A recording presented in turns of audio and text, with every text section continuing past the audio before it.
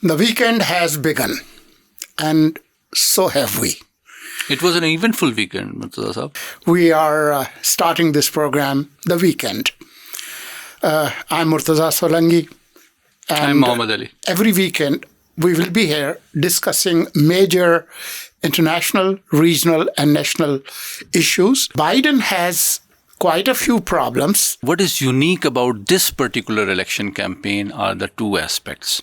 The first is that besides the manifesto, the issues, the personalities and age and health of the contestants have also become important factors in swaying the public opinion and affecting their campaign strategies. President Biden is simultaneously fighting his election campaign on three fronts. 15 such reports have been issued by United Nations. But this report has some very interesting information. The recent report that has come up clearly says that it's a hotbed and safe sanctuary of terrorists of all kinds. TTP at the top, but Al-Qaeda and ISK right behind it. PTI got what they did not even ask for. What are the options that the government have right now? Government has quite a few legal grounds to go for a review.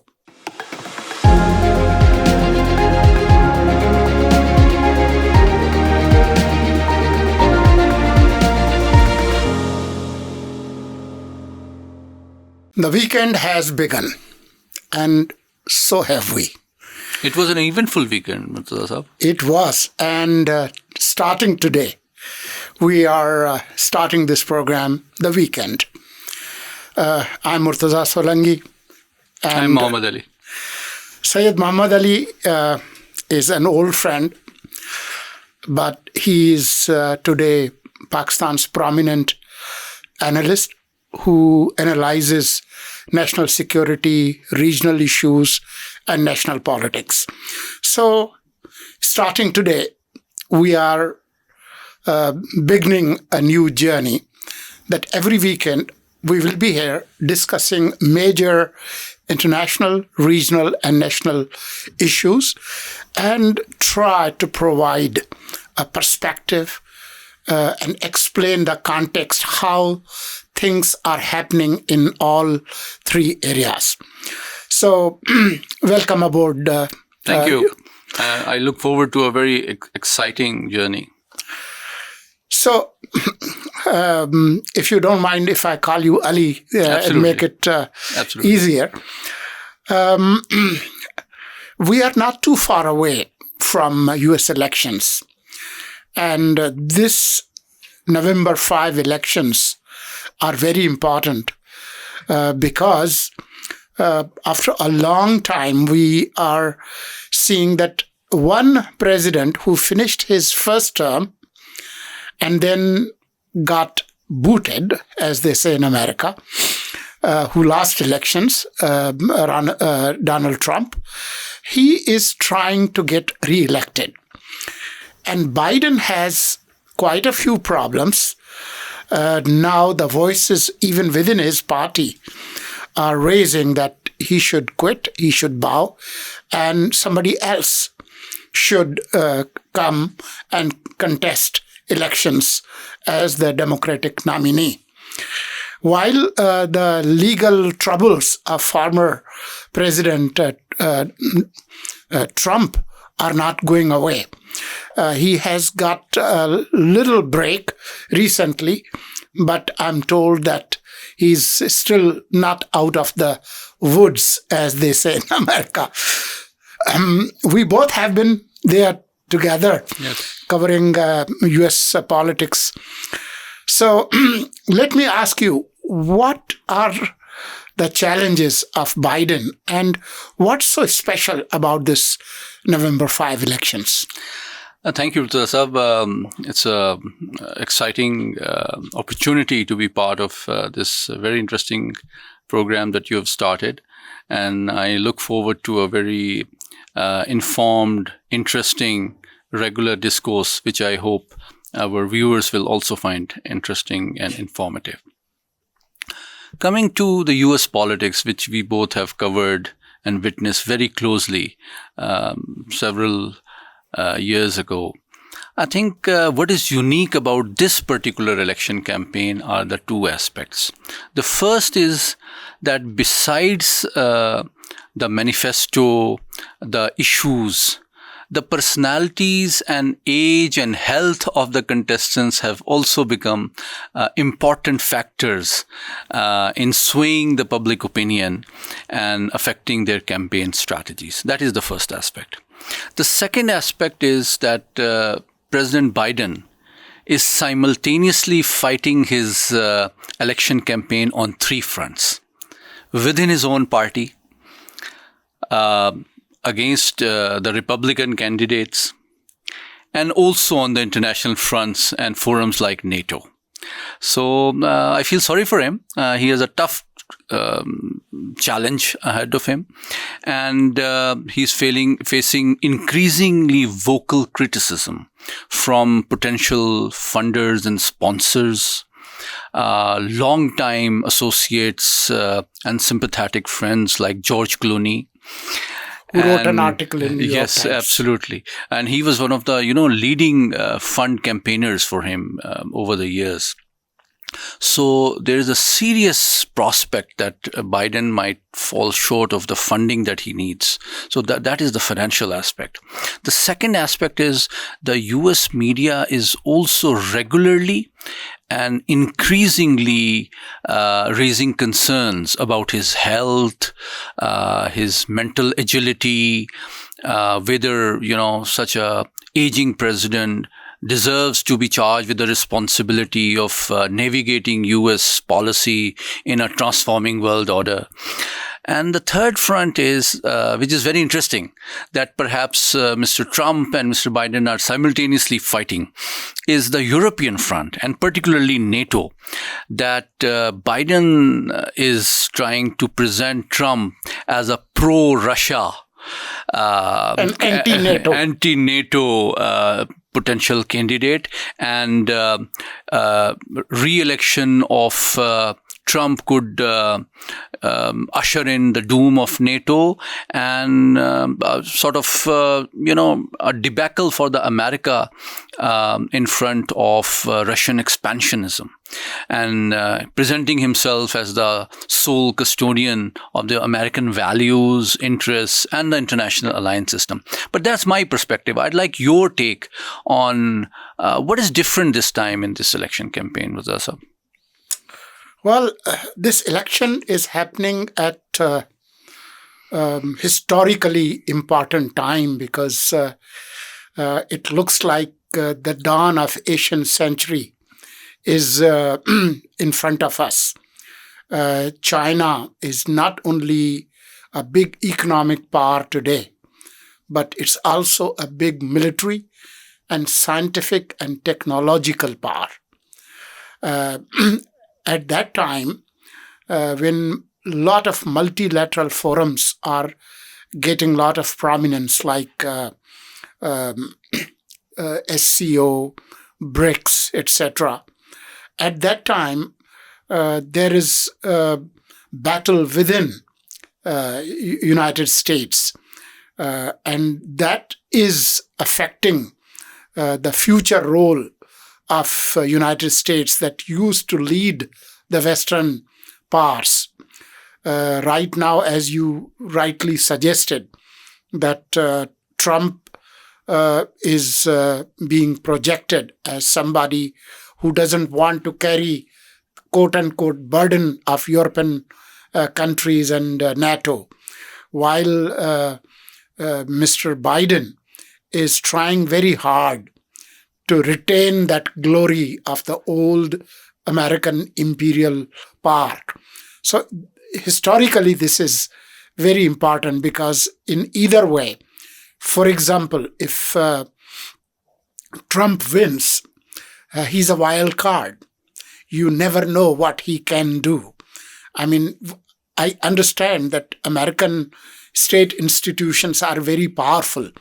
They have somehow weathered even people like George Bush Jr. and the country somehow went along. So United States might even survive Donald Trump if he is elected. But the implications on the global order would be very important, because what would be Trump's policy towards Russia, towards China, towards European countries, towards NATO, is unknown. There are too many unknowns. So it will be important. But in the last stretch, as we are heading, with not much time left, because this is almost mid-July, and then there's not much time left. So even if Biden bows out, how much of a damage it would cause, and how much time the new candidate would have to relaunch his or her campaign, we don't know. So there are just too many unknown knowns at this point. Very well said. And I think we are in for some very interesting times. And this very volatile U.S. Election campaign offers a lot of exciting prospects. Several names are being shared as potential replacements for Biden. For Biden, although he's trying to present himself, having the energy and the passion. He's digging in the heels. Absolutely, absolutely. But the very fact that this discourse is already afoot within overt public Democrat ranks indicates, and also the recent debate, I think he cut a sorry figure, if I may say so. He admitted that, and then he somehow blamed it on his lack of sleep. And I was not feeling well. Well, what about yesterday? Yes. Or, just this NATO summit, while he's introducing Ukrainian President Zelensky, he names him Putin. It actually reminds me, on a lighter note, that how significant the age of American president has become an important factor. I recall a similar debate in which the former U.S. President Ronald Reagan participated, and in which he very tactfully dismissed similar allegation when he was very old, that I will not blame my candidates for inexperience and youth. So perhaps we can move to the second topic. Good segue yes. to move to our region. Absolutely. So let's move to our region, which is equally interesting for the rest of the world. And of all the issues that continue to attract international attention, unfortunately, Afghanistan continues to become or remain a permanent feature of international concern. A recent report from the United Nations. The 15th report. And it's the 15th report, yes. So when you look at the history of counterterrorism in the last around 23 years, 15 such reports have been issued by United Nations. But this report has some very interesting information. So can you share some of the most interesting and startling revelations? Well, if I have to say it very briefly, I would say it actually accentuates and reinforces Pakistan's point of view. In last couple of years, what Pakistan has been saying and asking the interim Afghan government, that Afghan soil is being used as a safe sanctuary for terrorists of all hues and shades, especially TTP, the Pakistani version of Taliban. And the recent report that has come up clearly says that it's a hotbed and safe sanctuary of terrorists of all kinds. TTP at the top, but Al-Qaeda and ISK right behind it, especially the collaboration between TTP, Al-Qaeda, and the Afghan interim government is very clearly established. This is what Pakistan has been saying. But when Pakistan government or Pakistan state says something, there are too many voices also from within and from without. That no, this is not credible. But this report is startling because it says that TTP is the largest terror groups, but it also says that it's supported by Afghan government as well as Al-Qaeda, and mentions an important incident of last year that near Chitral, the borders with Afghanistan, last year when TTP had a major offensive against Pakistani armed forces, actually it was supported and backed by Al-Qaeda. And it says that not only TTP but Al-Qaeda is very much operational and has bases and facilities in southern and eastern Afghanistan.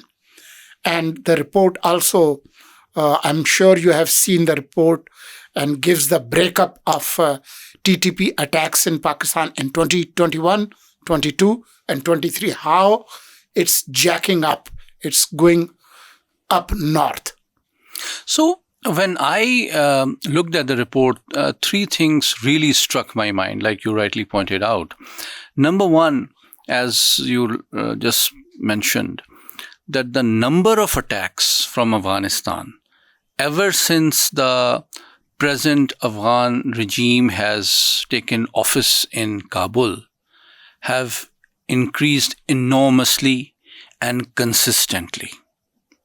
So this seems to be a method to the madness.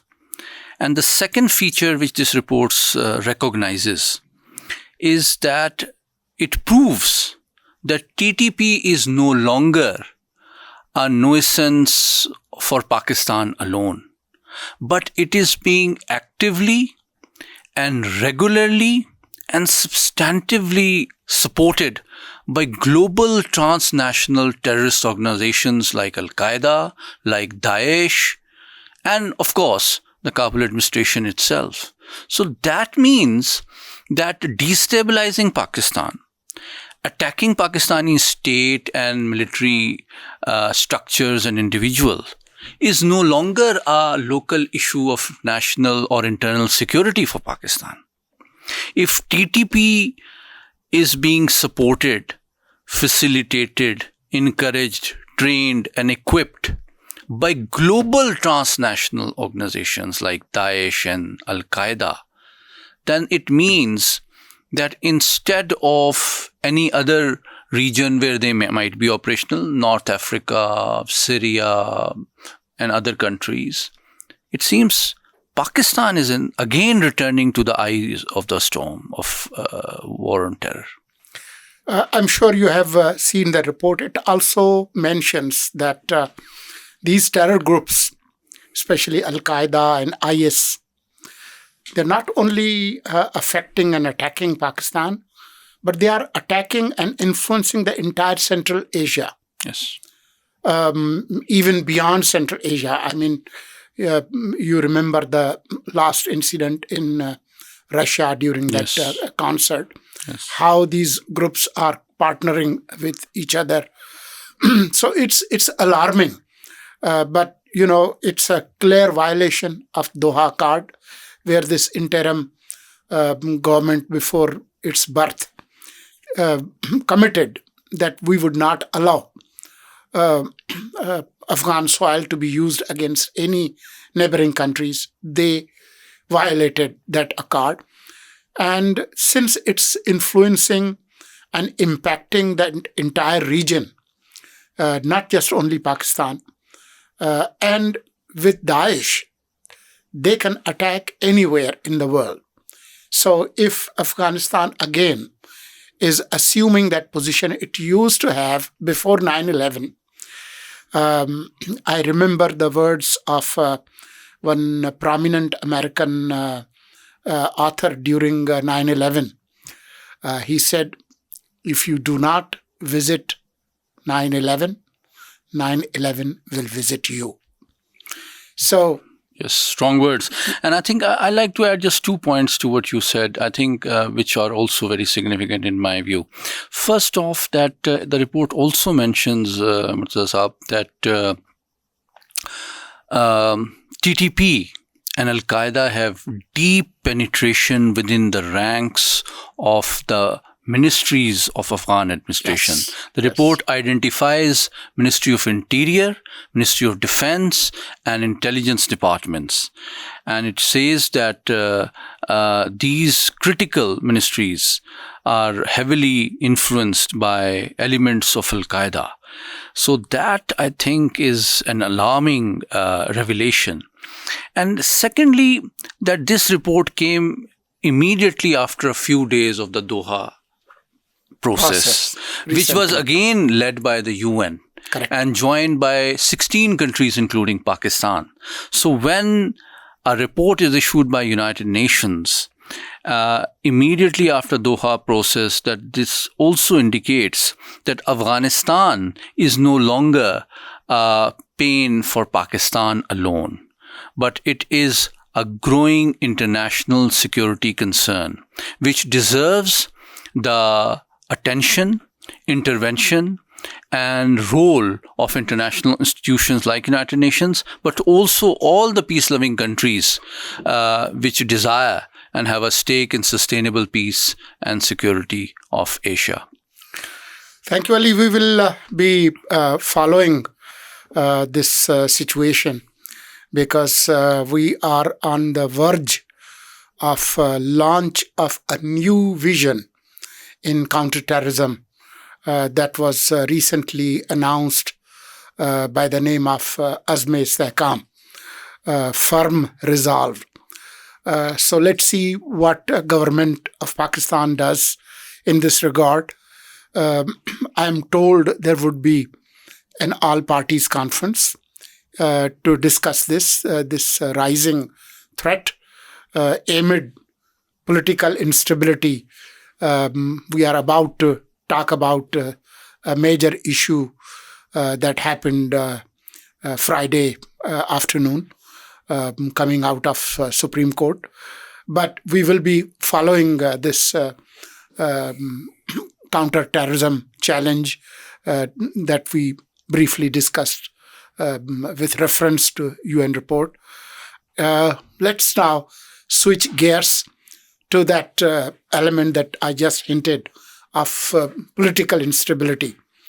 Let's discuss the Supreme Court verdict. If I have to say just one sentence, I will say PTI got what they did not even ask for. There was a new outfit, sunniittehadcouncil, a group that did not even contest elections. They went to the highest court of Pakistan demanding that since the winning candidates of PTI who contested elections on National Assembly and Provincial Assembly seats, since they have all switched to a new outfit, sunniittehadcouncil, so the reserve seats for women and minorities should be given to them. Instead, the Supreme Court today gave those seats to PTI with a new calendar with few days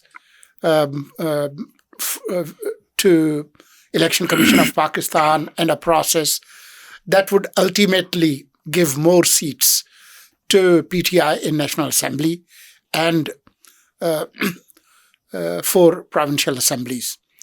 How will it affect the judicial and parliamentary process and the politics of Pakistan? Let's discuss about it If you want to say something. Or if you No, have I a want question. to, definitely, it's a very significant verdict, I would say, and makes Pakistan's current political environment more intense and more interesting. But I would like to know your perspective and assessment. Do you think, does this represent a major shock to the government, or do you think the government was expecting this and was ready for it? Well, honestly, I would say government is not happy about it. Yes, that is evident from the statement of the law minister as well. They would have been happier if this relief was not provided to PTI 4 months after elections. But would it change the balance of power? Will it present any clear and present danger to the current political system? The answer is no. And why so? Because the majority of provincial assembly in Punjab, in Sindh and Balochistan belongs to anti-PTI forces. They do not need any numbers, even with new seats that might be doled out to PTI after this verdict. The majority remains. And in parliamentary democracy, even if you have one number more than the simple majority, then your government survives. So the challenge could be in National Assembly if and only if Pakistan People's Party abandons the support of PMLN, then the government is in trouble. But it doesn't look like. If you look at the numbers, PMLN has already 107 MNAs. People's Party has 68, MQM has 20, and then they have small This is without other the reserve seats? Without the reserve seats. Okay. So this number will stay the same? There is a total number of 336 Yes. seats in National Assembly. And the simple majority is 168. So even if People's Party and PMLN forget other small partners, if they stay together, they have more than the majority needed to keep government in office. So what does this mean for PTI's politics then? Do you think their celebration is premature? Well, we will see what happens a couple of days after celebrations, because I'm sure you know that there are not one, not two, there are at least 4 groups in PTI. One group led by CM Khyber Pakhtunkhwa, Gandapur, then the lawyers group, then the dissidents group, then those people who are trying to re-enter, who somehow jumped the ship and they are trying to re-enter. And there is quite a factional fight going on. There is also a push for major positions in opposition quarters. Say, for example, Chairman Public Accounts Committee. So who should it be given to? There is a factional fight. Even just a couple of days ago, we heard the news that Mr. Khan has directed to suspend few members of PTI, including MNA Sher Afzal Marwat. So it is quite interesting. But the issue is, what would government do? What are the options that the government have right now? The government may consult their political allies, People's Party. They even might consult JUI, who is somewhere in between. PTI is trying to reach out to them. But on the issue of these reserve seats, they actually stood by the government because they were expecting few seats on minority and women seats. So it will be very interesting. But if they want to, government has quite a few legal grounds to go for a review against this decision, because this verdict was under Article 185. And in that 185, under 185, the court could not give relief to somebody that they have not even asked for it. PTI was not even asking for these reserve seats. The original petitioner in this is Sunni Council. They didn't get any. So there are a lot of legal experts and constitutional experts saying that Supreme Court has actually rewritten the Constitution and the law under Article 106, under Article 51, and even under Article 224. Supreme Court cannot give those seats to a party that did not contest as a party, and they actually switched their loyalties and joined a parliamentary group called Sunniittehad Council. So how can those seats be given to PTI when the time has lapsed? I think you've raised a very important fundamental point, that the relief has been granted to someone other than the plaintiff itself, which is very interesting.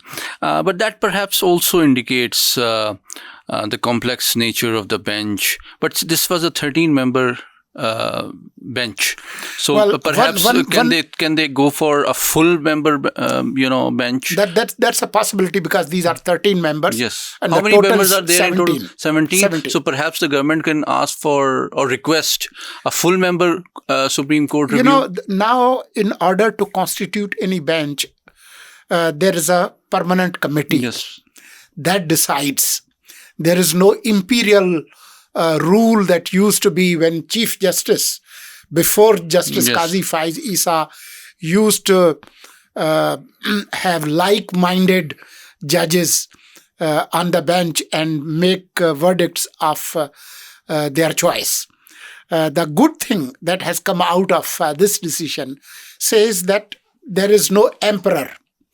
As much as PTI and pro-PTI people attacked Justice Qazi Faiz Isa, he did not act as an emperor. He is in minority. The verdict that will be in the field is the one where Chief Justice is with the dissidents. So the positive side of this shocking judgment, which obviously the government did not like, is that nobody can claim or allege that the judiciary is not independent. Yes, but the criticism will be that Supreme Court or any court doesn't have to see what is on the streets.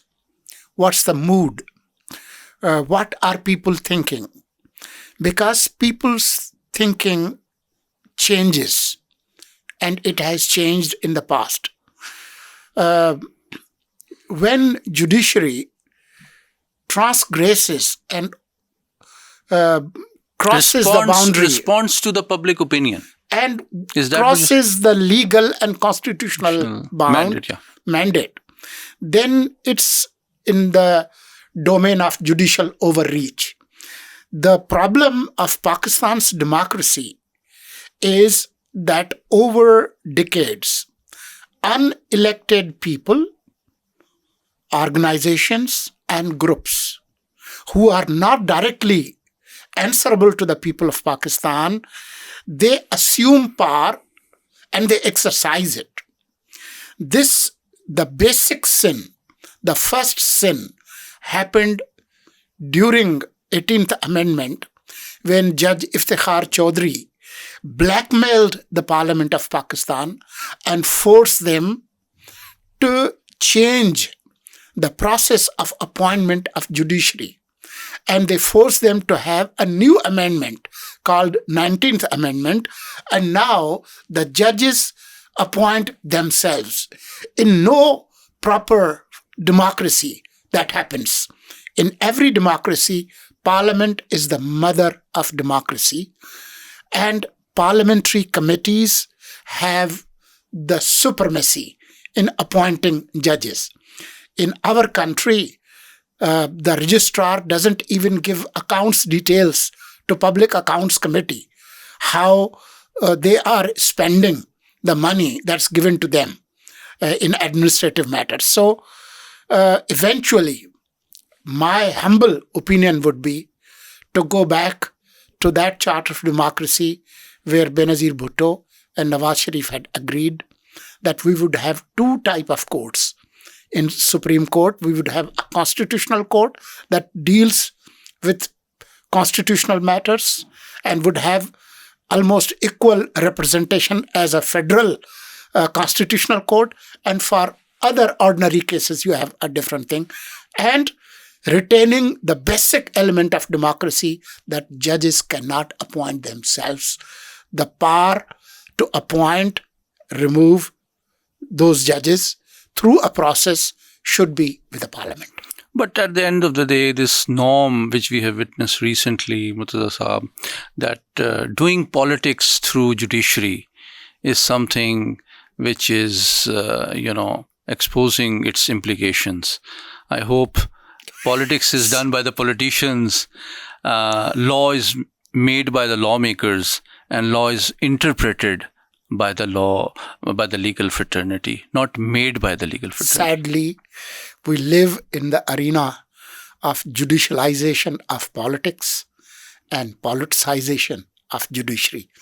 And probably this should be the end point today. See you next weekend. Thank you. Goodbye. Goodbye.